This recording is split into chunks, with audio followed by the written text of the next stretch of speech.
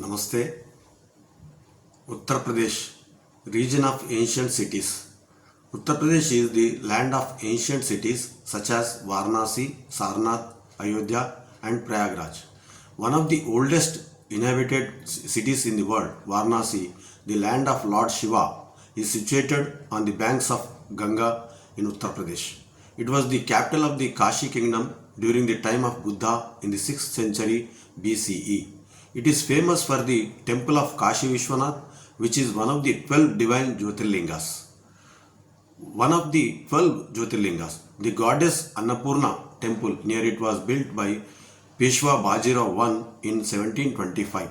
There are many ancient and famous temples like Kal Bhairav temple, Bhatuknath temple, Bhairav temple, Sankat Mochan temple, and Sakshi Vinayak temple in Varanasi. There are also many Jain temples in Varanasi, as 4 Jain Tirthankaras, Suparshvanath, Chandraprabhu, Shreyasnath, and Parshvanath were born in Varanasi. A unique temple dedicated to Mother India, Bharatamata temple with perfect relief maps of India carved in marble, was inaugurated by Mahatma Gandhi in 1936 in Varanasi. Sant Kabir's temple, built on the site of his home, depicts his works in rock frames. Varanasi is also the land of ghats such as Assi Ghat, which is one of the oldest and largest ghats, Dashashwamedha Ghat, where Ganga Aarti is held, Manikarnika Ghat, known for holiest cremation place that ascertains that attainment of moksha after death, as per the beliefs, Tulsi Ghat, Hanuman Ghat, Prahlad Ghat, and Jain Ghat, etc. The Ganges and the land through which it flows are viewed as a tribute to a timeless India by W.S. Kane, British India colonial politician, described it as, without question, the most picturesque city in India is the Varanasi in his travelogue Picturesque India, a handbook for European travelers. Sudipta Sen described the ancient history of Varanasi in his monumental book Ganga, the Many Paths of a River. As during the Gupta period, the imperial family sponsored the worship of Vishnu and Shiva's scion Kartikeya, which is evident from the coins found in the Rajghat area in present-day Banaras. As far as Harshavardhana's reign in Kanauj and Varanasi, we see a melange of Buddhist and Shaiva practices, and by the 8th century Common Era, various forms of Vajrayana Buddhism seems to have been firmly established in these cities. Mahipala I, the king of Gauda in Bengal, along with his brothers Sthirapala and Vasantapala, had donated handsomely for the construction and repair of various Buddhist monuments during this period. Early 11th century CE, Varanasi and nearby Sarnath were bustling centers of commerce, travel, and pilgrimage, with a profusion of viharas and stupas, which indicates the continuous influence of Mahayana monks in the religious life of the city, known for Shiva worship. One of the most imposing structures visible on the banks of Ganga in Varanasi was the Kalachuri ruler Lakshmi Karne's temple, known as the Karnameru, Mount Meru of Karna. During the 12th century CE, Muhammad Ghazni's court historian Al-Udbi wrote in his book Kitab-i-Yamini that there were 1,000 temples with great hoards of money and jewels at the temples, which the local Hindus boasted were more than 1,000 years old. King Chandradeva donated 1,000 pieces of gold and silver and 32 villages in Varanasi to 5 Brahmins in 1100 CE. The legendary Kashi Vishwanath temple and Adikeshava temple were also endowed handsomely. Sen also explained that Muhammad Ghori, who conquered Lahore in 1186 ACE, sought to establish an Islamic regime that included the building of congregational mosques where the name of the ruler could be recited as the defender of faith during Friday congregational prayers, Khutbah, which placed architecture at the center of manifest authority. At least 5 major Gaurid mosque complexes made out of brick, mosaic, and terracotta have been located across northern India along with fragments of Hindu and Jain temples dating to the 8th or 9th century ACE. Historian Colonel James Todd wrote in his Annals and Antiquities of Rajasthan that after Varanasi fell to the Turks, there was a sense of devastation, plunder, and massacre that lasted throughout the ages, and all that was sacred in religion and celebrated in art was destroyed by these ruthless and barbarous invaders. Sen also mentions the works of Hasan Nizami, historian of the Ghurid General Qutbuddin Aibak, that during the siege of Varanasi, nearly 1,000 temples were razed to the ground, Zameen Daz, and mosques were raised on their sites, and new dispensations of Islamic faith and Islamic law were established. Ibn Asir Kamalut Tawarikh notes that the booty that fell to the conquering army was laden on the backs of 1,400 camels. This number is reported as 4,000 by Muhammad Qasim Ferishta.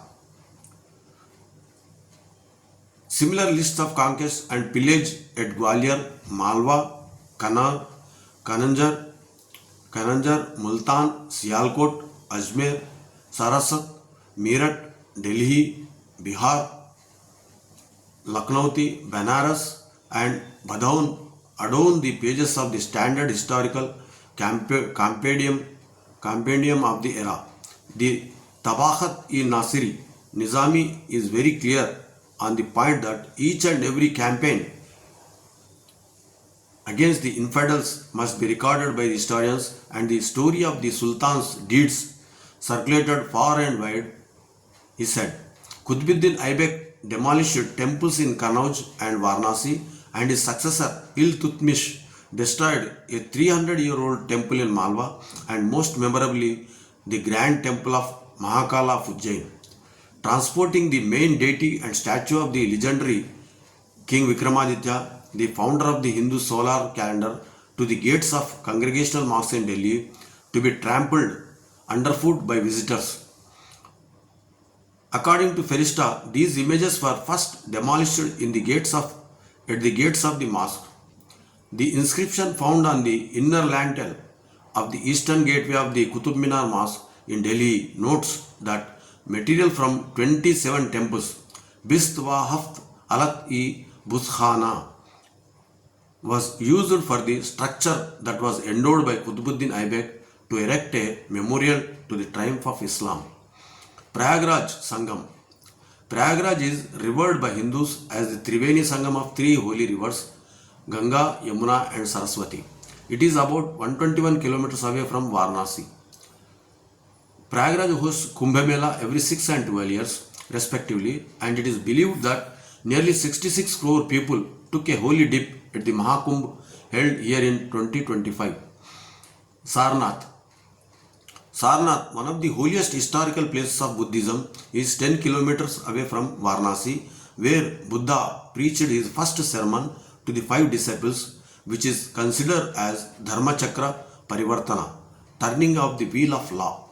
Buddha taught his Dharma here, the 4 noble truths.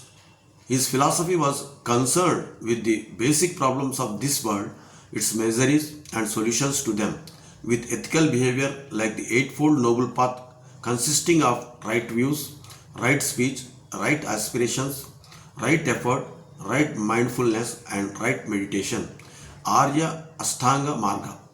He did not speak about the afterlife or about God. A branch of the Bodhi tree of Gaya, where Buddha attained Bodhisattva, was planted as Sarnath. Buddha also established his first Sangha, a Buddhist monastery in Sarnath, with 60 monks, and sent them to different parts of the world to propagate Buddhism. Sarnath was also called Rishipattana because 500 rishis attained nirvana here, and Mrigadeva because of heads of deer that roamed freely here due to the dictate of the Kashi king not to kill any animal. Ashoka, the Mauryan king, who was born in 268 BCE, built the Dharmarajika Stupa about 30.4 meters high, which was pulled down by Jagat Singh of Varanasi in 1794. Dharmachakra, which is adopted by India as our national emblem, is from the monument built by Ashoka here. This pillar is placed in the Museum of Sarnath. During the Kushan period, 1st century ACE, Bhikshu Bala of Mathura erected a colossal Bodhisattva image of red sandstone together with a large parasol, Chatra. The monks of the Sarvastivadin order established many monasteries in Sarnath.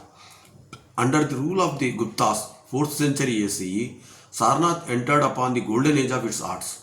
Fahian visited Sarnath at the time of Chandragupta II, 376 ACE, and saw 4 stupas and 2 monasteries.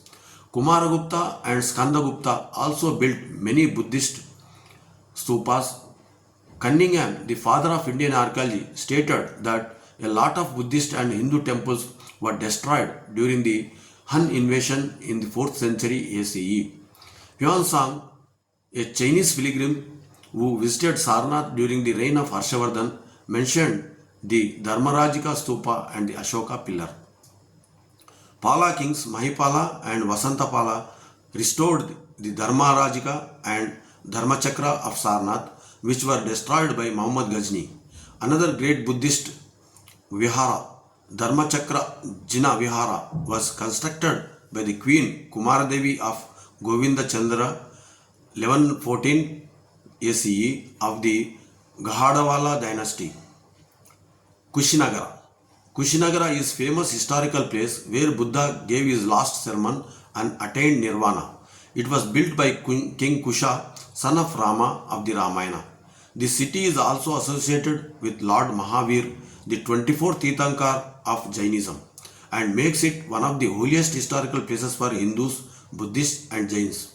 In the Mahaparinirvana temple at Kushinagar, a 6.10 meter long resting statue of Buddha is carved out of one piece of red sandstone with the portrayal of the dying Buddha.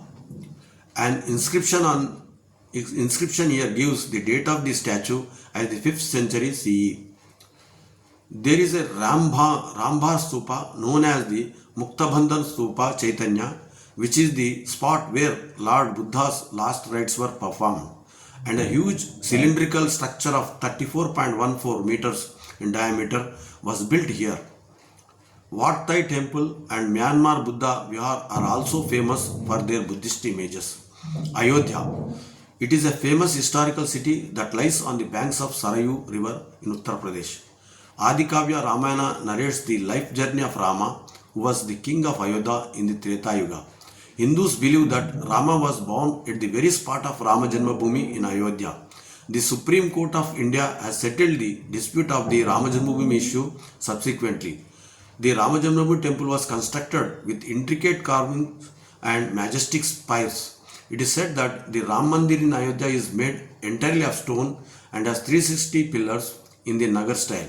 The temple is 380 feet long, 250 feet wide and 161 feet tall, and has 392 pillars and 44 doors. The ground floor depicts Lord Rama's life, and the first floor features Lord Rama's Darbar, and which is made from pink sandstone from Rajasthan. Other notable sites to be seen at Ayodhya are Hanuman Garhi, a temple dedicated to Lord Hanuman, from where we can have a panoramic view of Ayodhya. Nageshwarnath temple is an ancient Shiva temple believed to have been established by King Kusha, son of Lord Rama. Kanaka Bhavan temple dedicated to the Lord Rama and Sita, and Dashashwamedha Ghat are must see for tourists for their scenic splendor. Social life of Uttar Pradesh. When I asked the car driver about the important temples to visit in Varanasi, he replied nonchalantly, "Here we have a temple in every house." Most people are traditional in their attire and revere their culture very much. They love petal leaf, Banaras pan, jalebi and milk-based sweets. As the cities of Varanasi and Ayodhya are ancient cities that have had continuous habitats for thousands of years, there are small bylanes that are very difficult to navigate. As there are numerous bylanes in the city, it is better to use auto rickshaws for traveling in these than cars. At present, the state government is undertaking the work of widening roads at important tourist places to ease the flow of traffic. We can seldom find South Indian food here, but the cost of living is affordable for the common man. Tourism is the biggest boon for Varanasi, Ayodhya and Sarnath.